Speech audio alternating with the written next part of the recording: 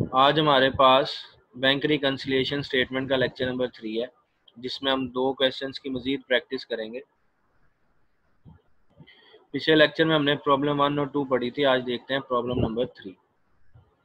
इसमें कहता है ऑन 30 जून 2015, यानी कि हमारे पास डेट आ जाएगी स्टेटमेंट के लिए। तो जो हमने अपना डिसीजन करना है वो जून 2015 के मुताबिक करना है। The cash book of Sana Safinas showed an overdraft balance of rupees 132,000।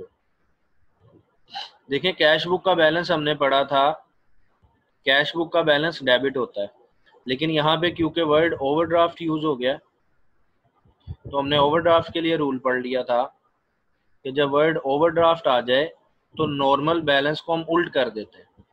जैसे कैश बुक का बैलेंस डेबिट होता है, पर अब हम इस बैलेंस को डेबिट नहीं कहेंगे बल्कि क्रेडिट कहेंगे।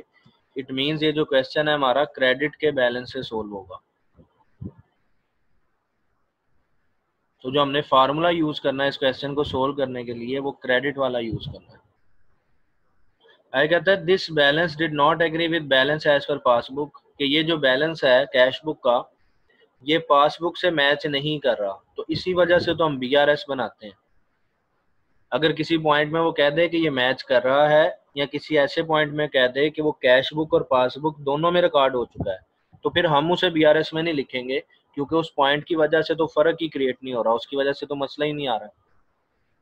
आगे बढ़ते हैं, कहता है on comparing the two books the following discrepancies were noted. ये फर्क पता लगे हैं, कौन कौन से पढ़ के देख लेते हैं। अच्छा, पहले मैं बैलेंस यहाँ पे लिख देता हूँ। देखें, ये हमारे पास फार्मूला था क्वेश्चन को सोल्व करने का, तो इसमें से डेबिट वाला हम रिमूव कर देते हैं, क्योंकि हमारा जो गिवन बैलेंस है वो क्रेडिट का है। तो ये जो क्वेश्चन करना है हमने क्रेडिट वाले बैलेंस से करना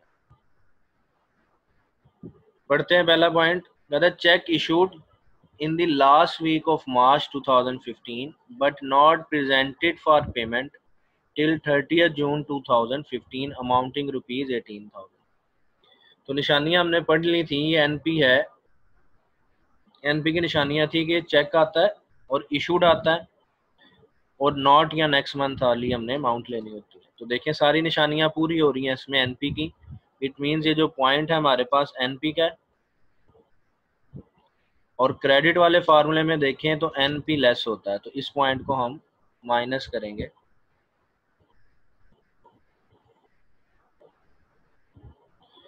फिर है wrong debit of rupees 1,000 appear in the passbook. जब पासबुक में रॉन्ग डेबिट कर दिया है, तो हमने पढ़ा था कि पासबुक में चाहे डेबिट करे चाहे रॉन्ग डेबिट करे तो हम उसे एक्सपेंस रिकॉर्ड करते हैं।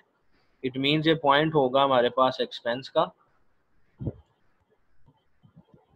और क्रेडिट वाले फार्मूले में देखें तो एक्सपेंस को हमने ऐड करना होता है। इट मीन्स इस पॉइंट को जब हम रिकॉर्ड करेंगे तो ऐड कर लेंगे।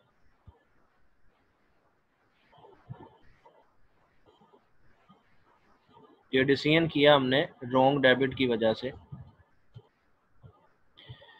फिर है dividend money of 12,000 on shares held by supreme cloth private limited was received directly by the bank. कहते हैं सुप्रीम क्लॉथ के शेयर से उन पर डिविडेंड मिला है। तो डिविडेंड हमने वैसे भी निशानी पड़ी थी कि इनकम होती है, तो ये पॉइंट हम डिविडेंड की वजह से डिसाइड कर लेंगे कि ये हमारा इनकम का पॉइंट है। और क्रेडिट वाले फार्मूले में देखें तो इनकम को हम माइनस करते हैं, तो जब बीआरएस बनाएंगे तो इस पॉइंट को हम माइनस करते हैं।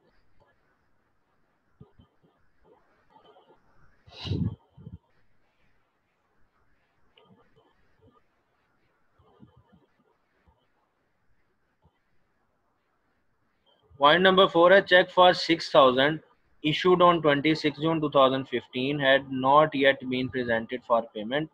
फिर से ये एनपी आ गया, क्योंकि निशानियां देख लें, चेक भी है फिर इशूड का वर्ड भी आया हुआ है और फिर आगे नॉट भी आया हुआ है। तो ये निशानियां होती हैं हमारे पास एनपी की। तीनों निशानियां कंप्लीट हो गई हैं। इट मीन्स ये पॉइंट हमारे पास एनपी का होगा। और क्रेडिट वाले फार्मूले में अगर एनपी देखें तो माइनस होता है, तो हम इस पॉइंट को भी माइनस करेंगे।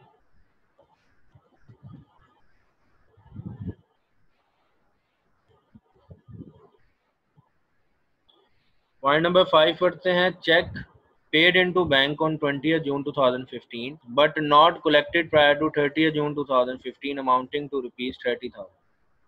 चेक है, पेड इनटू बैंक आ गया, पेड इनटू बैंक निशानी होती है हमारे पास एनसी की और आगे नॉट भी आ गया, यानी एनसी की तीनों निशानियां कंप्लीट हो गई हैं।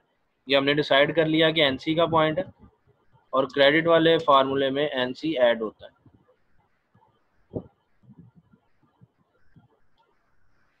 पॉइंट नंबर 6 है customer paid into bank 22500 directly as appeared in passbook, यानी पासबुक में शो हो रहा है कि किसी कस्टमर ने डायरेक्टली पैसे जमा करवा दिए but not in the cash book. ये बात मैं आपको पहले भी समझा चुका हूँ कि अगर वो कहे एक जगह रिकॉर्ड हुआ है दूसरी जगह रिकॉर्ड नहीं हुआ तो हम उस पॉइंट को लिखते हैं, क्योंकि इस वजह से फर्क आता है। अगर वो इस पॉइंट में लिख देता कि पासबुक में भी रिकॉर्ड हो गया और कैश बुक में भी रिकॉर्ड हो गया, फिर हमने इस पॉइंट को इग्नोर कर देना था, क्योंकि इसकी वजह से तो फर्क ही नहीं आना था। फिलहाल क्योंकि फर्क आ रहा है और कस्टमर आया हुआ है, तो कस्टमर हमने पढ़ा था हमारी इनकम होती है, तो यहाँ से हम डिसाइड कर लेंगे कि ये इनकम का पॉइंट है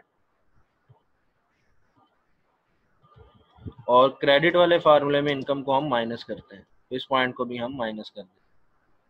तो देखिए क्वेश्चन पढ़ के हमने डिसाइड कर लिया कि किसको हमने प्लस करना है और किसको हमने माइनस करना है। बाकी क्वेश्चन करने का वही तरीका है जो हमने पिछले लेक्चर में पढ़ा था। तो सोल्यूशन देखते हैं इसका। देखें सबसे पहले टाइटल आ गया, जो बिजनेस नेम गिवन था सना सफीनाज, फिर हमने स्टेटमेंट का नाम लिख दिया बैंक रिकंसिलिएशन स्टेटमेंट, और फिर आगे तारीख लिख दी जो इस क्वेश्चन में गिवन थी एज एट जून 30, 2015। फिर वैसे ही हमारे पास फॉर्मेट है पार्टिकुलर्स रुपीज़ एंड रुपीज़। जो इनर साइड वाला रुपीज़ का कॉलम है वो सिर्फ वैल्यूज़ को ऐड करने के लिए है और जो आउटर कॉलम है वो हमारा मेन कॉलम है। बैलेंस गिवन था हमारे पास balance as per cash book का ओवरड्राफ्ट, तो ओडी लिख दिया हमने, और कैश बुक का ओवरड्राफ्ट बैलेंस होता है क्रेडिट। वो मेंशन करने के बाद बैलेंस जो गिवन वैल्यू थी वो हमने आउटर कॉलम में लिख दी 1,32,000। फिर क्वेश्चन के मुताबिक जो हमने डिसाइड किया था 2 पॉइंट्स ऐड होने थे इसमें, तो ऐड का टाइटल लिखकर हमने दोनों पॉइंट्स लिख दिए। रॉन्ग डेबिट इन पासबुक जो कि एक्सपेंस था तो क्रेडिट में ऐड होता है, और फिर cheque paid but not collected, तो ये एनसी था जो कि क्रेडिट में ऐड होता है। तो इन दोनों पॉइंट्स की वैल्यू को पहले इनर कॉलम में लिखा और फिर इनकी वैल्यू 1000 और 30,000 को ऐड करके हमने मेन कॉलम में लिख दिया और हमारे गिवन बैलेंस में ऐड करके तो हमारे पास बैलेंस आ गया 163,000। इसके बाद लेस की एडिंग दी हमने और जो लेस वाले पॉइंट्स हमने पढ़ के डिसाइड किए थे वो लिखे, जिसमें था एक हमारे पास cheque issued but not presented NP जो क्रेडिट में माइनस होता है, dividend receive by income by bank, dividend receive by bank जो हमारी इनकम है ये भी क्रेडिट में माइनस होती है।